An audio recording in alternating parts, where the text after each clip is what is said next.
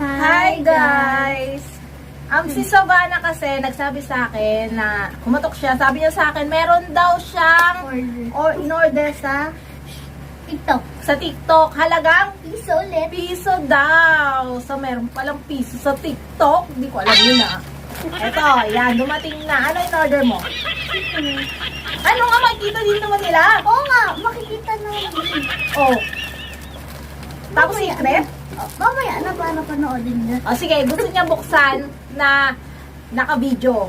Gusto niyang makita nyo ang unboxing niya na halagang piso sa TikTok. O sige, ito. Buksan mo na.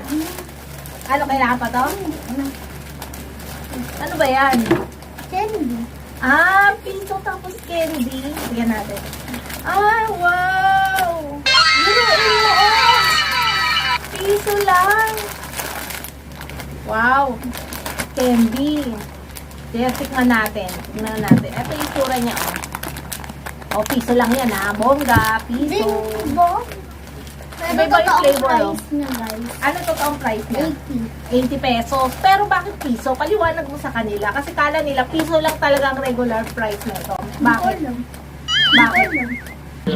Matinig ang isip ko pero ako'y sabog na. Kasi bago ka siguro. Hindi ako guys. Swipe lang ako ng swipe. Ah, so ano lang siya? Yung mga ibang store lang, may piso. Ah, parang siguro may promo, ganyan, no? Parang free taste, ganyan, free, pero parang piso lang din. Biruin mo, ang daming candy na ito, pero piso. Pero original price na ito ay 80 pesos. So, tingnan na natin.